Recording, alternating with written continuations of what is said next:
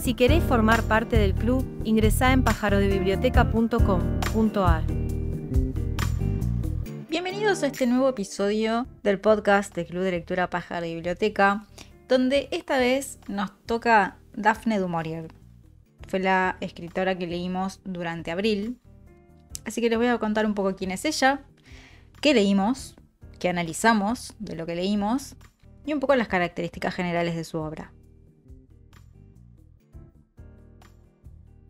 Fue una escritora británica que, si bien aparentemente no es muy conocida, sí son bien conocidas sus obras. Y esto es porque Alfred Hitchcock la llevó al cine. Hizo adaptaciones de sus cuentos Los pájaros, La posada de Jamaica y las novelas Rebecca y Mi prima Rachel. Así que bastante más probable que conozcan las películas que las novelas o los cuentos o a la misma autora. Pero si es así, no se dejen llevar por las películas porque no tienen mucho que ver en realidad con lo que ella escribió. De hecho, ella no quedó conforme con esas adaptaciones. Por ejemplo, en Los pájaros se cambian muchos elementos que terminan modificando la historia en sí. Así que no, la verdad es que no recomiendo las películas, pero bueno, cada uno haga su recorrido. En el club leímos 5 de sus cuentos, que son Los pájaros, El manzano, El pequeño fotógrafo, El ante y El estanque. Pero antes de empezar a hablar de cada uno de los cuentos en particular, voy a hablar un poco de su obra en general, de el género en el que ella escribe y los elementos en común que aparecen en varias de sus obras. Por un lado, hay una fuerte impronta gótica, a la que ella igualmente le da una vuelta de tuerca. O sea, no hay elementos como castillos, por ejemplo, ruinas, bien típico del gótico clásico, sino que aparecen casas, así medio opresoras, que generan como una sensación de encierro, vínculos sobre todo, que generan esa sensación de estar atrapado en algo. Entonces hay bastante en ella de horror psicológico y de género fantástico. De hecho, ella vivió en una mansión que era un castillo en la costa de Cornualles, que si googlean ese lugar en Inglaterra, van a ver los paisajes que tiene, las playas, promontorios, acantilados. Bueno, estos paisajes son ambientes dentro de sus cuentos. Entonces hay presencia de estos ambientes sombríos, la sensación de opresión, tanto por los espacios como por los vínculos con los demás. Cuestiones sobrenaturales, que acá es donde ella roza el género fantástico, porque lo sobrenatural en realidad tiene que ver con la interpretación que los personajes hacen de las situaciones, como de los lectores, las interpretaciones que los lectores le damos a esos hechos extraños que ocurren. Entonces, por ejemplo, vamos ya uno por uno con los cuentos, empezando con Los pájaros. Los pájaros sigue el personaje principal, que es un jubilado que trabaja en una granja, que ya desde el primer párrafo conocemos que estuvo en la guerra, pero lo más importante es lo que empieza a pasar. Él es muy observador de la naturaleza, de los pájaros, justamente, de las actividades que tienen, y un día empieza a notar actitudes extrañas.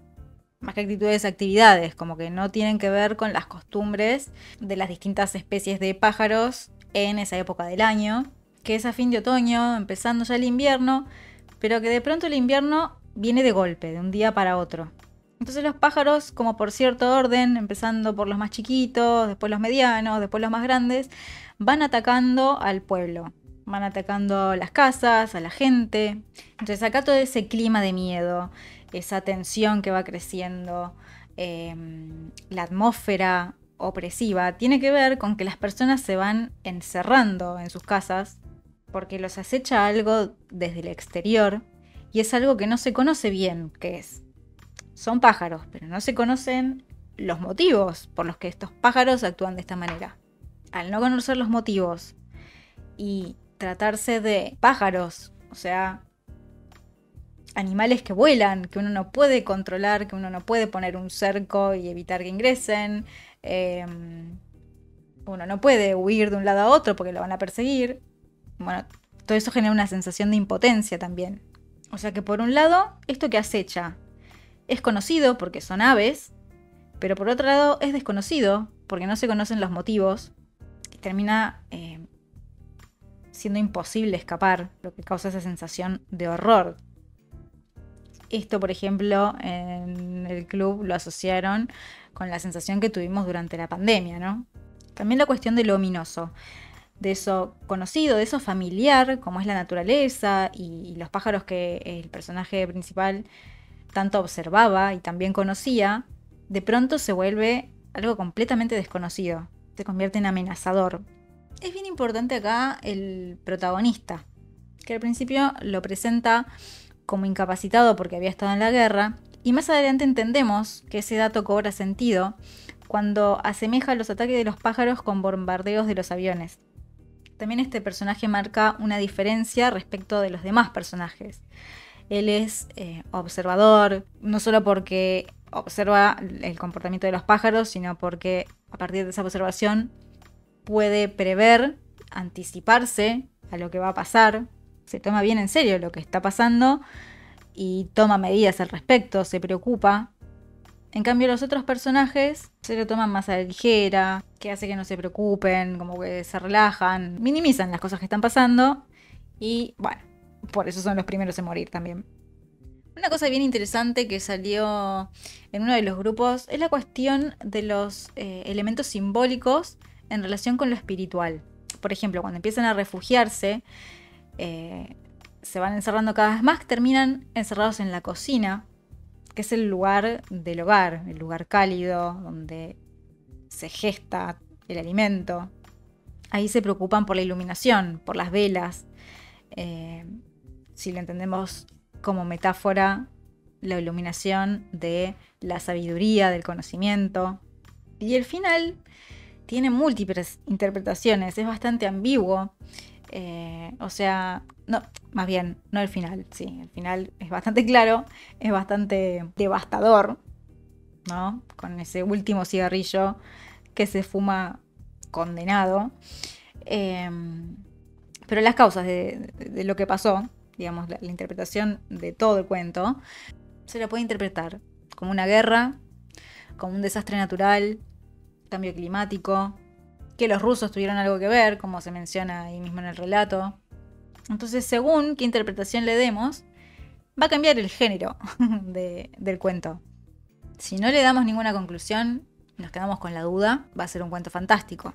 Si entendemos que es un desastre natural provocado por los rusos, tiene que ver con un cuento realista, o de ciencia ficción en todo caso, con cuánto divaguemos con las interpretaciones.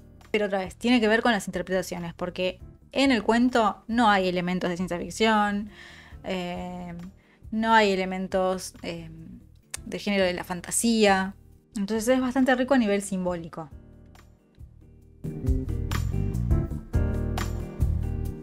El siguiente cuento que leímos fue El manzano.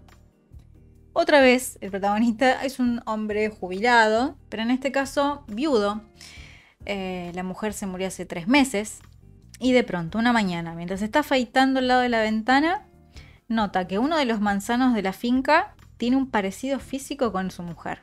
Empieza describiendo ese parecido a nivel físico, por la postura, por los brazos, por la ropa. Pero también el protagonista empieza a percibir actitudes humanas en ese árbol. Y además son actitudes hostiles, que lo acechan, que lo hostigan. Sin embargo, hay diferencias entre esto que él percibe del árbol con lo que los demás trabajadores de la finca ven. Por ejemplo, notan que este manzano florece después de mucho tiempo, que da buenos frutos después de mucho tiempo de no haber dado frutos. Todo lo opuesto a lo que percibe él. Bueno, finalmente toma la decisión de deshacerse de este árbol, de talarlo y regalar la madera para leña. Algunas cuestiones que vimos. Una es la ironía. Con la muerte de su esposa, el protagonista se libera de las ataduras de ese matrimonio tenso y poco feliz, iba a decir, pero infeliz del todo. Y poco tiempo después de esa liberación de su esposa, el manzano, que parecía estéril, comienza a florecer, a dar frutos. Sabemos también que el matrimonio no pudo tener hijos. Pero otra vez, aunque su mujer esté muerta, irónicamente, ahora se siente atrapado a este árbol. Como subtrama hay un montón de cuestiones psicológicas que se dejan entrever, pero que no se explicitan del todo. Y tiene que ver con la complejidad de los personajes. Por ejemplo, los dos permanecieron en un matrimonio en el que eran infelices. Ella parecería inocente y que fue rechazada por él en la juventud, pero a lo mejor no era tan inocente. Y la forma en que se vinculaban cuando ella vivía, quizás tenían que ver con una actitud de venganza por haber sido rechazada, para no dejarlo vivir en paz. Y una vez muerta, lo mismo, continúa con esa venganza. Tampoco lo deja vivir en paz, incluso ella no estando. Él también reprime muchas cuestiones vinculadas con el odio, con la ira. Y más adelante en el cuento vemos que tiene problemas de hígado. Es un órgano bastante relacionado con estos sentimientos. En relación a esto de la complejidad psicológica, hay cierta perversión en el personaje en relación a su inclinación hacia las jovencitas y en que nunca pudo establecer un vínculo sano con su esposa. De hecho, la describe como un monstruo desde el día en que contrajeron matrimonio. Así que el vínculo es insano por parte de los dos. En realidad, él le fue infiel, la despreció, pero ella también con sus actitudes buscaba hacerlo sentir culpable. Entonces esto es lo que decía al principio del sentimiento de opresión en las relaciones, en los vínculos. Bueno, este tema de la infidelidad, de la atracción que tenía por las jóvenes, el protagonista, aparece como más adelante en el cuento, donde también nos enteramos que esta joven amante también estaba muerta. Y ahí es cuando cobra sentido el manzano más joven y más saludable que estaba al lado del manzano seco. Toda esta proyección y personificación de los árboles con estas dos mujeres fallecidas. Bueno, el protagonista termina muriendo a causa del árbol porque una vez que lo tala, igual queda un muñón en el piso que no ve, con el que se tropieza y queda fracturado, tirado en la nieve, donde pasa toda la noche, donde entendemos que muere congelado. Pero otra vez está esta ambigüedad, ¿no? De si los hechos fueron realmente así, o si es una interpretación del personaje. Otra vez queda en los lectores cómo entendamos esos acontecimientos. En El pequeño fotógrafo es la historia de una marquesa rica, malcriada, que tiene una aventura porque está aburrida, básicamente. Aburrida e insatisfecha a pesar de la fortuna que tiene. Financieramente me refiero. Esta es una marquesa que está de vacaciones, está con sus hijas. Sabemos que su marido no está porque está trabajando. Tiene una institutriz para sus hijas, así que poco tiene que ocuparse de ellas. Tiene bastante tiempo para sí misma, pero aún así está insatisfecha. Está insatisfecha, está aburrida, busca que la miren, que la adulen. Y otra vez lo que dije de la sensación de opresión. En uno de los cuentos tiene que ver con los vínculos. Acá tiene más que ver con las obligaciones sociales, las apariencias que tiene que mantener. Bueno, y es un personaje bastante perverso, por lo manipuladora que es, lo egocéntrica. Ella quería una aventura con un hombre, y además eligió un hombre, en cierto sentido, más débil que ella, en una posición de inferioridad, desde lo económico, desde la discapacidad que él tiene y desde lo emocional, por cómo él se entrega a ella y ella en realidad está buscando otra cosa, más superficial. Básicamente lo usa para jugar y de hecho en varias oportunidades se la compara a ella con una niña que juega con los sentimientos como si fuesen los juguetes o las muñecas con las que sus hijas juegan. Se mantiene en este cuento también ese clima sombrío que hay en todos sus relatos, pero acá también está vinculado al erótico. Hay mucha sensualidad, desde las descripciones, las metáforas, la sensorialidad, porque habla de los sonidos, de los colores, de los olores, del tacto. La cuestión de la mirada, ella se alimentaba de la mirada de los otros, del impacto que generaba en los demás. Y justamente elige un hombre que es fotógrafo, donde hay una doble mirada, porque la mira a él, pero también la mira a través de una lente. Hay fotos donde otra vez vuelve a ser mirada. Bueno, entendimos que el título es con la calificación de pequeño fotógrafo, porque viene por este lado de lo que decía recién, ¿no? De que ella lo usó como un juguete, lo usó en un juego que se le termina yendo de las manos, porque el final es tremendo, o sea, deviene en un asesinato y además, según nuestra interpretación, en un posible embarazo. A pesar de lo que ella quiso en un principio, que era divertirse, y divertirse en todo sentido, ¿no? Divertirse de pasarla bien, pero también divertirse a costa de otro. Termina siendo algo trágico y algo que sabemos que no va a tener paz, que no va a tener tranquilidad. Por un lado, por esta interpretación que hicimos del posible embarazo, pero además porque la hermana del fotógrafo la extorsiona. Así que algo que empieza como un juego, como algo erótico, termina siendo algo súper trastornado y oscuro.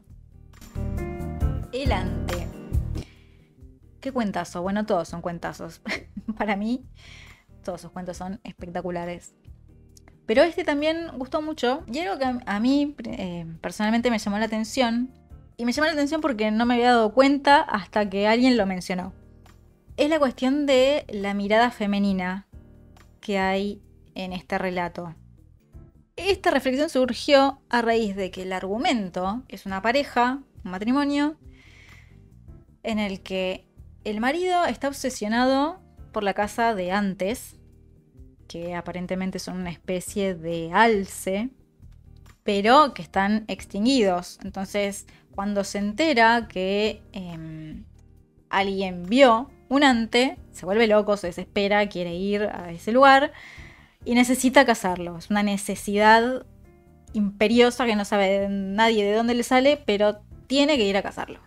Bueno, así es como la pareja viaja hasta el lugar y se da la descripción del momento de la persecución y de la cacería.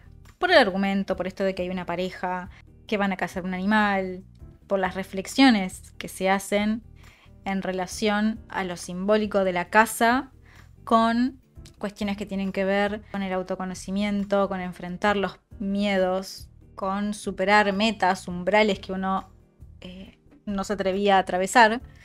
Bueno, por todo esto lo relacionamos con el cuento de Hemingway, La breve vida feliz de Francis Macomber. Pero acá es donde surgió esta reflexión de la diferencia en la mirada femenina en el cuento de Daphne y la mirada masculina en el cuento de Hemingway.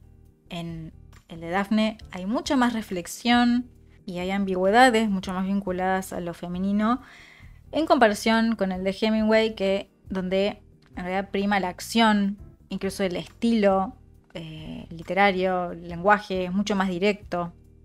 Así que esto estuvo bien interesante porque de no haber habido un hombre que leyera el ante de Daphne, yo no me hubiera dado cuenta de esto, la verdad. Bueno, esta pareja se la describe también como muy culta, ¿no? Y eso se ve en todas las referencias que hace a la mitología, al cristianismo, a la historia, a la literatura. Bueno, y todo eso le da como una riqueza y una profundidad simbólica al cuento que es bastante interesante. La figura del ante es súper evocadora, o sea, qué es lo que representa, la dualidad que tiene con el pastor, todo el clima de misterio y de tensión que se crea en esa persecución del ante. Bueno, otra vez aparece lo fantástico, acá representado en la figura del ante, que tiene una dualidad con el pastor, donde no terminamos de saber bien si son la misma persona o no, si al matar el ante también mataron al pastor o no. ¿Y por qué hago hincapié en esto del fantástico y la duda? Porque según Todorov, justamente el género fantástico es donde se presenta una duda entre si las cosas son literalmente así o si tienen una explicación sobrenatural. Entonces, según Todorov, donde está la duda es fantástico. Si esta duda se resuelve, por leyes sobrenaturales, el género es maravilloso. Y si se resuelve por las leyes naturales, o sea, lo que conocemos de la realidad cotidiana, es un cuento extraño. O sea, pasaron cosas extrañas, pero que al final tuvieron una explicación lógica, científica. Bueno, acá lo que pasa es que no se resuelve. En el texto no queda concretamente explicado si eran o no la misma persona, si al matar al ante mataron o no al pastor. Esto es interpretación de cada uno, lo mismo que todo lo que simboliza el hecho de cazar al ante. Bueno, todo requiere de bastante esfuerzo por parte del lector.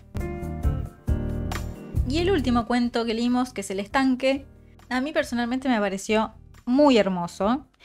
Me parece que usa un tono poético, un lenguaje simbólico para hablar de algo muy natural y muy femenino también, que es el hecho de la primera menstruación. Pero es muy lindo cómo toda esta historia, que es un cuento largo además, nos va llevando por un camino de algo más de fantasía, o si se lo quiere pensar como simbólico o como imaginación de la nena, todo lo que pasa con el estanque, todo lo que ella ve, todo lo que siente. Pero cuando llegamos al final entendemos que tenía que ver con esto, ¿no? Con el pasaje de la infancia a la madurez, con la búsqueda de la propia identidad, del estanque como ese lugar de la naturaleza, en donde se da el rito de ese pasaje de un estado a otro, y simbólicamente con el agua, que tiene que ver con la purificación.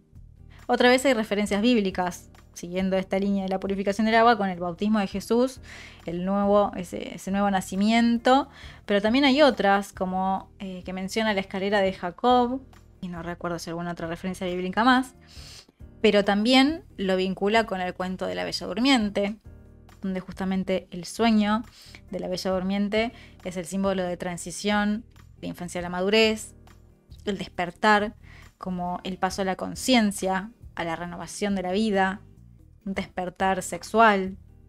Pero no todo es tan hermoso, porque este despertar sexual, que tiene que ver con la menstruación, en realidad en esta nena, en esta protagonista, también trae aparejado el tema de la muerte.